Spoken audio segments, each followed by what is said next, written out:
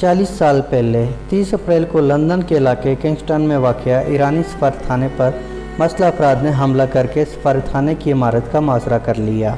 30 अप्रैल 1980 में ईरानी सफारतखाने पर हमला करने वाले दहशतगर्द सन 1979 में इक़्तिदार में आने वाले ईरानी रहनुमा आयतुल्लाह ख़मैनी के मुखालिफ गिरोह से ताल्लुक़ रखते थे।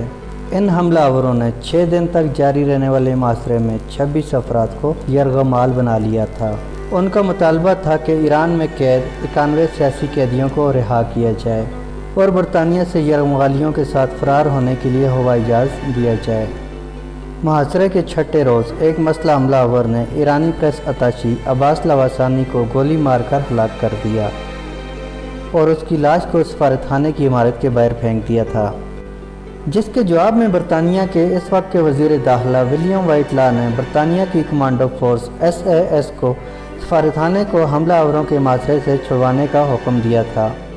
बरतानवी वज़ीर दाखिला से दहशतगर्दों के खिलाफ कार्रवाई का हुक्म मिलने के तकरीबन 20 मिनट बाद ही स्पेशल फोर्स के दस्ते सफारतखाने की इमारत पहुंच गए थे और ये तमाम कार्रवाई उस वक्त के मीडिया ने कैमरों के ज़रिए लाइव दिखाई थी।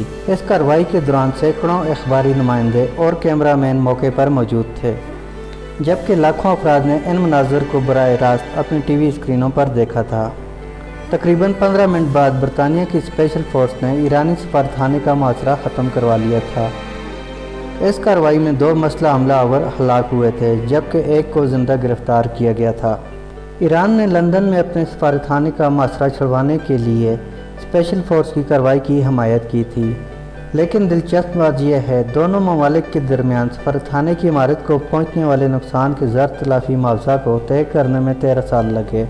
बरतानवी हुकूमत ने ईरानी सफारतखाने की इमारत को पहुँचने वाले नुकसान की रकम अदा की थी, जिसके बाद ईरान ने अपने मुल्क में मौजूद बरतानवी सफारतखाने की मरम्मत करवाई थी।